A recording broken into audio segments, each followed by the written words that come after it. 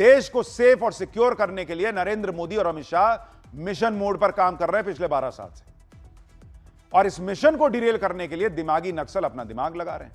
इन दिमागी नक्सलियों से निपटना आसान नहीं है, क्योंकि खुलकर नहीं आते हैं सामने। ये देश में आग लगाने और अराजकता फैलाने का नैरेटिव सेट करते हैं। और ऐसे लोगों से निपटने के लिए पीएम मोदी ने आज अपने धुरंधरों की नई टीम उतार दी। बीजेपी ने अपने संगठन की नई टीम बनाई है और उसमें क्या बड़ी बातें निकल कर आई हैं, आज आपको वो भी बताता हूं। पहली बात, सोशल मीडिया की टीम पूरी तरह से बीजेपी ने बदल दी है, क्योंकि आधी लड़ाई तो आज की डेट में आपको सोशल मीडिया पर लड़नी पड़ती है। दूसरी बात, यूपी चुनाव पर फोकस करते हुए नई टीम बनी है। राम माधव और स्मृति ईरानी जैसे धाकड़ लोगों की री एंट्री हुई है। युवा और महिला चेहरों को संगठन में बड़ी जिम्मेदारी दी गई है। यानी बीजेपी ने अपने संगठन में रीस्टार्ट का बटन दबा दिया है।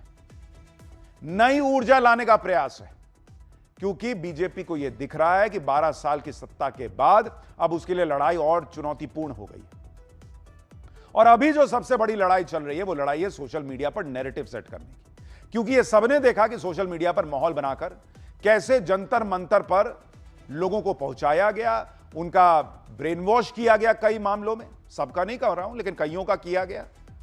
पूरा नैरेटिव जो है वो एक तरफा बना दिया गया। वहां गंदी गंदी गालियां दिलवाई गई, अराजकता का माहौल हो गया और उसको भी बाद में जस्टिफाई कर दिया गया। झारखंड में ऐसा नहीं हुआ। तो सोशल मीडिया पर नैरेटिव और एल्गोरिदम का बड़ा खेल चलता है, यह तो अब बीजेपी को भी समझ में आ गया। ऐसा दिखाया गया जैसे देश का जेनजी तो कुछ और ही सोचता है। गालियां देना कूल है, न्यू नॉर्मल है। अब जब इस तरह की लड़ाई हो तो फिर उसके हिसाब से ज्यादा तैयारी करनी पड़ती है और नई एनर्जी के साथ नई टीम लानी पड़ती है। पीएम मोदी और बीजेपी ने आज वही किया। नई टीम के ऐलान के साथ ही बीजेपी ने अपनी पूरी सोशल मीडिया टीम को बदल दिया। सोशल मीडिया के टीम के इंचार्ज दीपक मल्हके को बना दिया गया है। वो बीजेपी के आईटी सेल के हेड अमित मालवीय की जगह लेंगे। 58 साल के दीपक महस्के छत्तीसगढ़ से आते हैं, वहां बीजेपी के प्रवक्ता रह चुके हैं। दीपक ने बिहार, बंगाल, छत्तीसगढ़ के विधानसभा चुनाव में सोशल मीडिया कैंपेन को लीड किया था। वो Chhattisgarh medical services corporation limited के अध्यक्ष भी हैं। दीपक महस्के के पास पार्टी के आईटी सेल और सोशल मीडिया सेल में काम करने का 15 साल का अनुभव भी है। यानी सोशल मीडिया पर नैरेटिव की अलख जगाने के लिए इस दीपक का इस्तेमाल होगा। नई जिम्मेदारी मिलने पर दीपक महस्के ने क्या कहा, एक बार वो सुनिए, फिर बाकी की टीम के बारे में भी बताता हूं। प्रायोरिटीज भारतीय जनता पार्टी की बिल्कुल स्पष्ट रहती है कि जनता की सेवा के लिए भारतीय जनता पार्टी को चुनाव जीतना है और प्रण प्राण से सोशल मीडिया के माध्यम से हम और हमारी पूरी टीम इसमें काम करेगी। प्रोपेगेंडा भविष्य में भी आएगा, पहले भी हुआ है, लेकिन सत्य छुपता नहीं है। तो प्रोपेगेंडा से जरूर क्षणिक वातावरण बनता है, लेकिन लंबे समय तक अगर हम सही जवाब देते रहते हैं तो लोगों का भ्रम छटता है और भारतीय जनता पार्टी निश्चित रूप से उसी दिशा में चलेगी। रील्स की बात है, लोगों को सोशल मीडिया से वो वैसे ही जुड़े हुए हैं, तो उनके माध्यम में हम वहां तक पहुंचे, ये हमारी प्राथमिकता रहेगी। अमित मालवीय के हटने पर इंडी गठबंधन वाले उछल रहे हैं, क्योंकि पिछले 11 साल से अमित मालवीय से इनके सोशल मीडिया पर इनकी तनातनी चल रही थी, लेकिन अमित मालवीय इनका लोड ही नहीं ले रहे थे। अमित मालवीय ने दीपक और उनकी टीम को बधाई देते हुए एक पोस्ट किया और लिखा कि नई टीम की नियुक्ति ऐसे अहम मोड़ पर हुई है जब पार्टी नई ऊंचाइयों को छूने और अपने संदेश और संगठन को देश के कोने कोने तक ले जाने की तैयारी कर रही है। अमित मालवीय ने लिखा कि वो खास तौर पर दीपक महस्के जी को बधाई देना चाहते हैं, जो उनकी जगह बीजेपी के सोशल मीडिया डिपार्टमेंट के हेड का काम संभालेंगे। भाई, नैरेटिव की ये जो लड़ाई है उसमें संगठन में धाकड़ और दमदार चेहरे चाहिए होते हैं, ऐसे चेहरे जो परफॉर्म कर चुके हैं, बड़े बड़ों को पटखनी दे चुके हैं। इसलिए आप देखिए कि बीजेपी के संगठन में स्मृति ईरानी का भी कमबैक हो गया है। भाई, स्मृति ईरानी को बहुत लोग ढूंढ रहे थे कि क्या ही हो गया कि चुनाव हार गई तो एकदम साइड हो गई हैं, कहां चली गई हैं, दिख नहीं रही हैं। स्मृति ईरानी को जिम्मेदारी मिलनी चाहिए।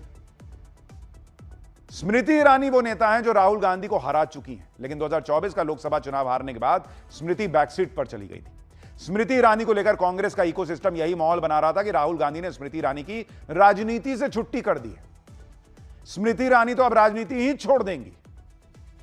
एक कार्यक्रम में स्मृति ईरानी पीछे खड़ी थी, पीएम जो है वो मिल रहे थे लोगों से, उसका एक ऐसा वीडियो बना के दिखा दिया गया जैसे पीएम ने एकदम उनकी तरफ देखा ही नहीं, अब तो खत्म है इनका करियर बीजेपी में।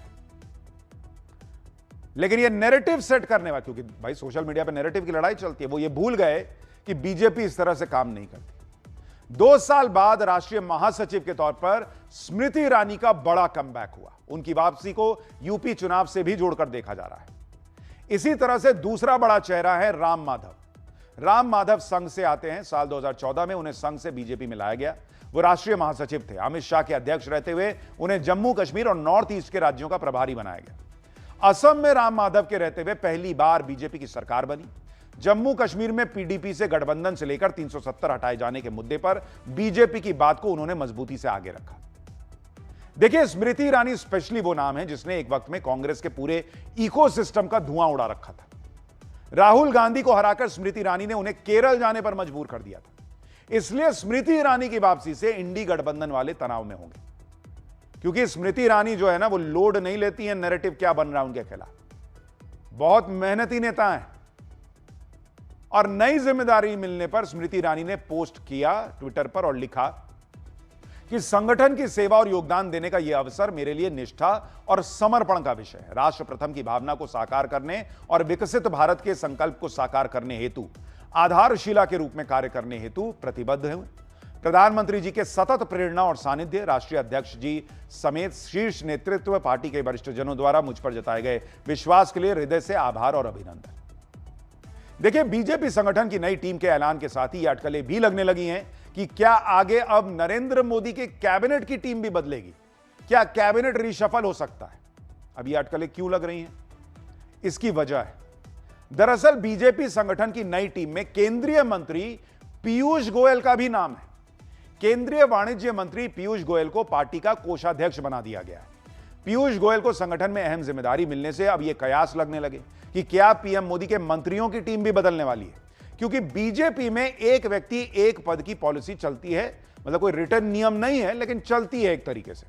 इसलिए सवाल उठ रहे हैं कि क्या पीयूष गोयल अगर कोषाध्यक्ष बन रहे हैं, संगठन में लाए जा रहे हैं, तो क्या मंत्री पद पर भी बने रहेंगे या फिर वहां से हटेंगे और इतने महत्वपूर्ण पद से हटेंगे तो क्या यह संकेत है कि कैबिनेट रिशफल होने वाला है?